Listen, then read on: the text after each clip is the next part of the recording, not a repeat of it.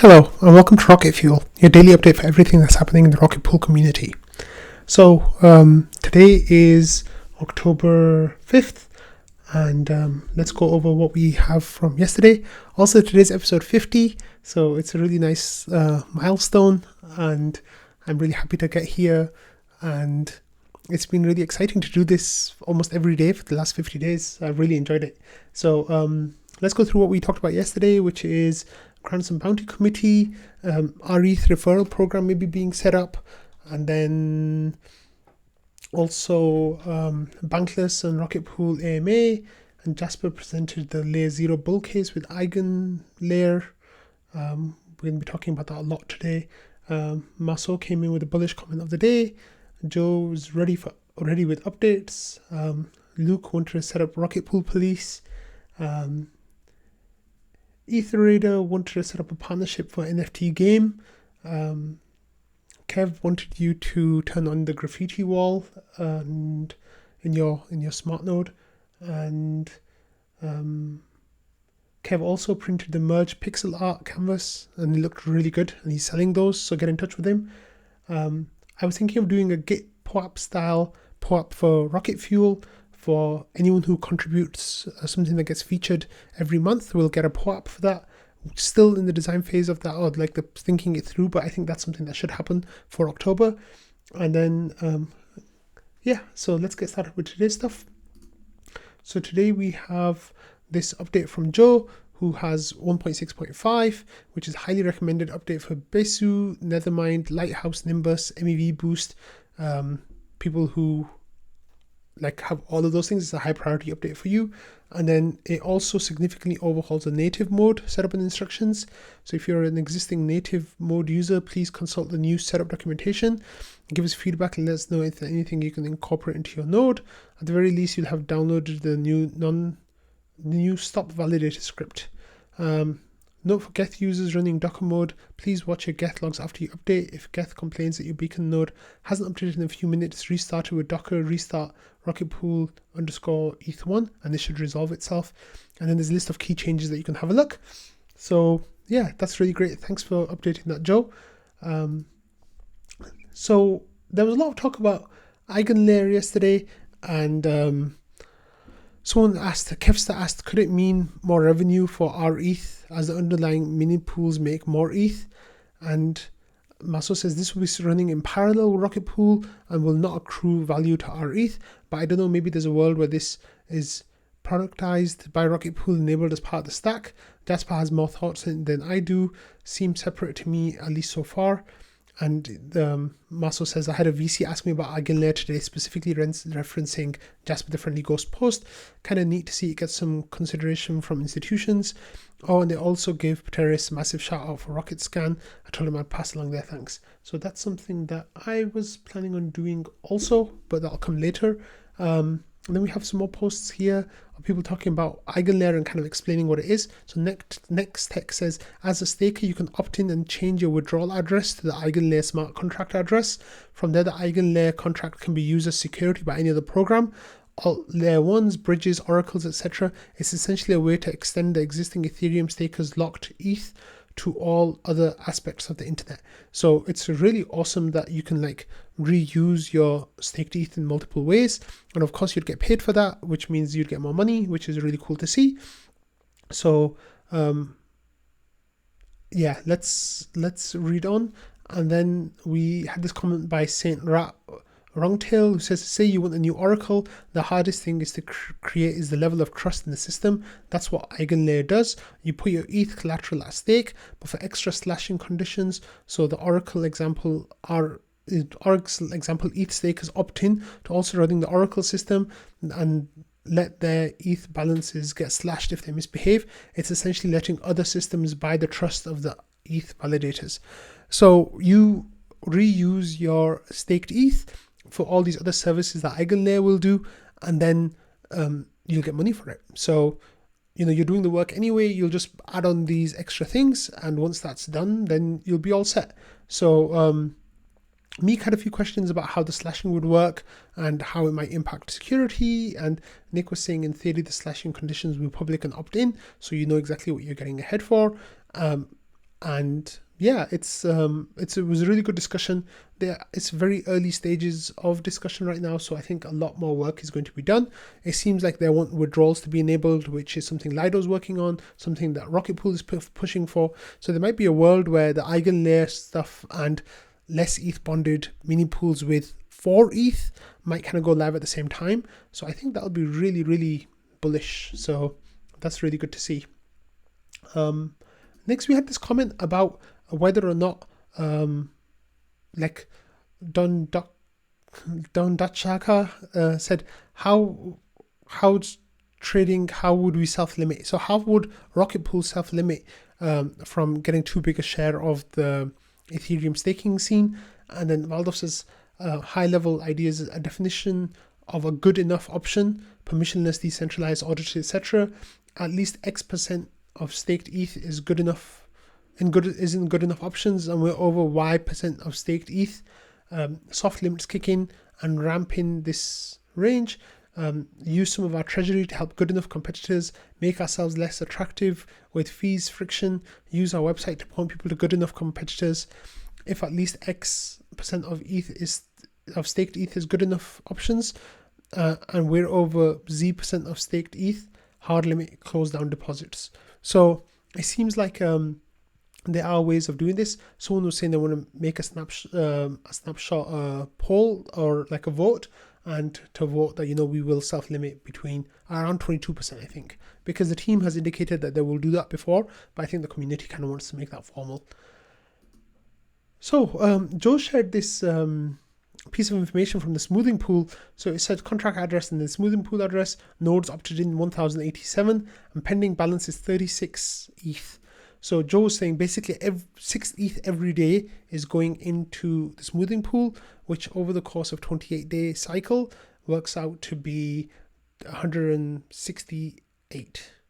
Is that right? I think that's right. So somewhere around 170 ETH per month or per 4 weeks into the staking pool, which is really, really great. The smoothing pool, which is really great.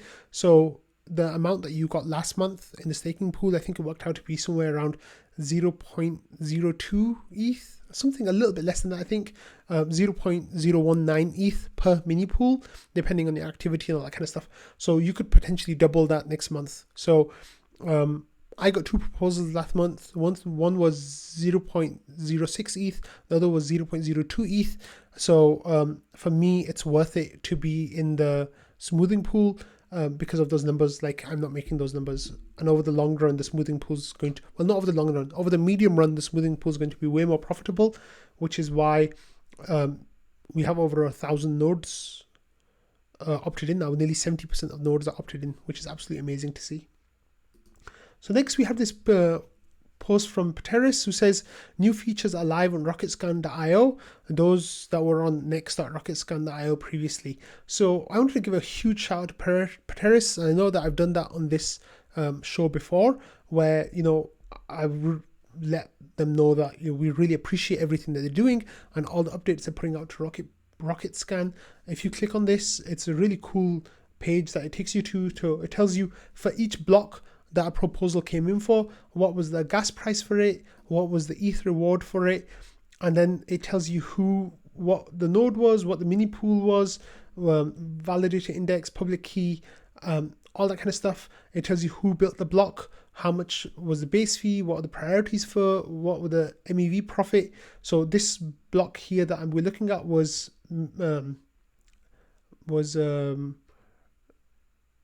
by Thomas. It was proposed by Thomas, and then Thomas got 2.527 ETH for this block. So you'll be able to do this for any block that happens. So it's really great to see that information. So thank you for those updates still coming, Pateris. You're doing a wonderful job. Please keep it up. It's an invaluable resource for all of us. Next, I mentioned yesterday about the creation of the Grants and Bounties Management Committee, RPIT 15.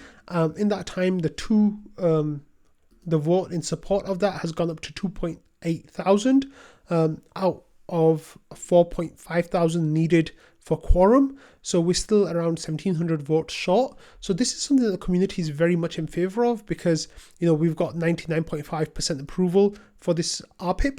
So please, if you haven't voted yet, go and vote in this. It's really straightforward. I voted already, and hopefully you'll vote too. Oh, next we have this tweet from Jasper talking about the grants stuff. Let's have a look at it and read through together. So Jasper says, Rocket Pool is constantly evolving. The community pulls from every corner of the ecosystem, attracting creatives to builders. It's time to start rewarding the grassroots community layer 0 that makes Rocket Pool what it is. RPIP 15. So let's like this first. So then it's a screenshot of the snapshot, and then Jasper says, similar to the incentives committee, the GMC, the grants management committee, will be selected from the community to manage a substantial chunk of the annual RPL inflation. The GMC is slated to receive 40,000 RPL per year, $1 million at current market rates.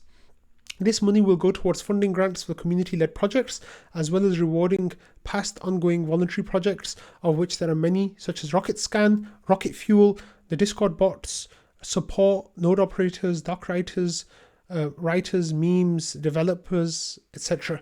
So thanks for that, including me in that list, Jasper. I really appreciate it. But like Rocket Fuel is in really good company there, such as Rocketscan that we just talked about, such as the bots that we talked about on Discord a few days ago. There's like really amazing stuff happening.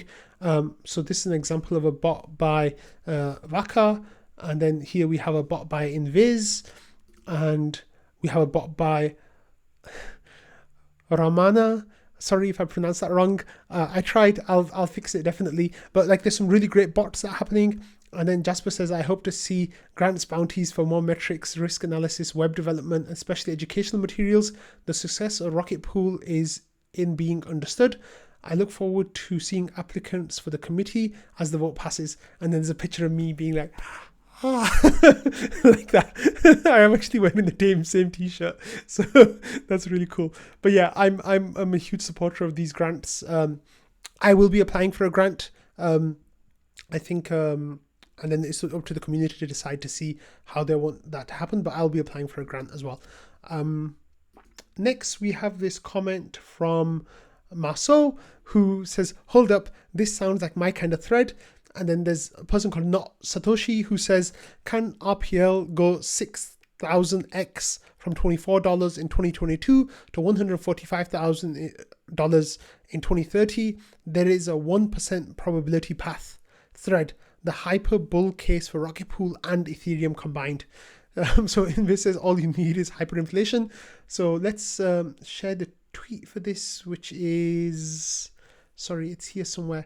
Marceau says their assumptions: 80% ETH stake total, 60% RPL Rocket Pool market share, 80% RPL collateralization, inflation persists at 5%, 164,000 ETH price, assumes total RPL supply staked, I think, and then where to start. So people like did the kek emoji there, thinking that's funny. But let's get to the actual thread and have a look at Not Satoshi, what they're saying. So here is Not Satoshi saying total ETH supply is 122 million. Due to recent ETH merge, we'll assume neither inflation nor deflation in the long term. Total staked now is 14 million. That will go up to 98 million staked ETH. RPL current leader in rapidly growing market for decentralized LSDs for ETH. So that's going to keep growing. If we play this out, we may see 60% of staking market share for Rocket Pool, which I mentioned earlier. The community is thinking of locking at 22% approximately. So already there's a problem with this thesis. Half of stake tokens are provided by node operators, 58 million.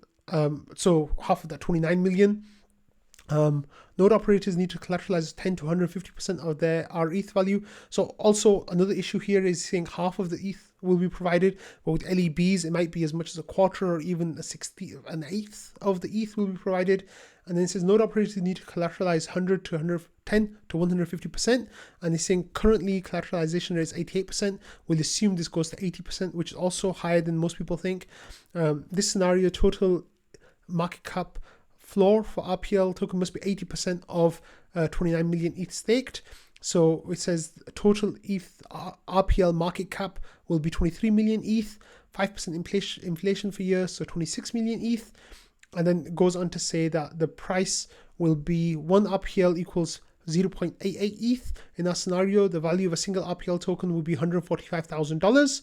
Realistic? No. Assume the probability of Rocket Pool bull case to 58 million RETH is only 10%. Assume the probability, which we know will be 0%, because obviously we're going to restrict long before that. Assume the probability of ETH bull case to 20 trillion is only 10%. Thus, the probability of hyperbull case is 10% times 10% is 1%. So 1% chance of 1% of $145,000 RPL prediction is 14,500 RPL. So 14,500 RPL is kind of in line with what Marceau's bull case is, and we're going to come and compare those in a second. But yeah, that got some funny.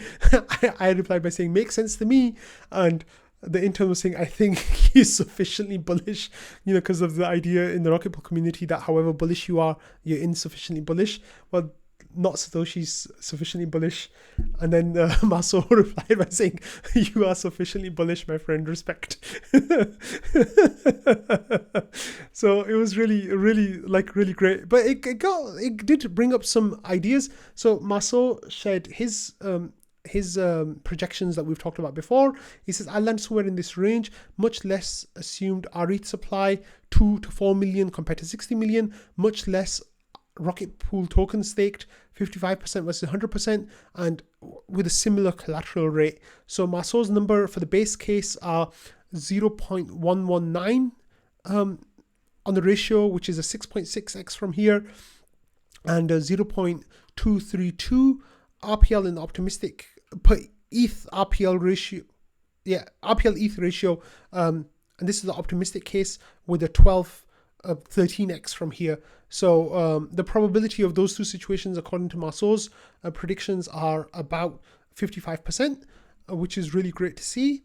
And then this is compared to Zero's RPIT2 and Logreese the Bard from ETH Finance, their projections. So the idea is RPL staked is 50%, 100%, 100%, and current is 36.16%. RETH supply, Logreese says 2.1 million, RPIT version 2 says 40 million, Not Satoshi says 29 million. So, Zero's really optimistic with that. And then there's some numbers about, RETH staked and Rocket Pool market share and collateral per validator, etc. And then we have RPL collateralization. The current percentage is 90%. Logreese the Bard says 15%, which I think is way way under prediction. For us to get to 15%, we'd need I think another 2 million ETH staked. No, another million ETH staked with Rocket Pool, a 10% RPL collateral for it to go to that number. So I think that's incredibly unlikely. And then we have RPIT2 says 36% and Not Satoshi says 80%. So Marceau's numbers are kind of in line with Not Satoshi there. And then outcome, the RPL market cap in ETH, Logreese says 630,000, RPIT20 says 14.4 million, and Not Satoshi says 23 million. And then the RPL to ETH price, Logreese the Bard says 0.033, which is just under a 2x from here. RPIT Zero says 0.765, which is a 42x from here, and Not Satoshi says 1.232, which is a 67x from here. So yeah, I think even Logreese's, like I've said a few times, that his is the most conservative estimate I've seen, and that's at 1.83, 2x from here basically, which is really great to see. But anyway, you can mess around with those numbers, try to figure out what works for you with your risk appetite or your projections, and you can get some good numbers from there. Like I said, even the most conservative numbers I've seen are still extremely bullish. So that's really exciting. I hope you all feel some hopium from that. But hey, I'm not a hopium dealer. I'm just talking about the things community's talking about. So I hope you all have a wonderful day, and I will see you all tomorrow. Bye.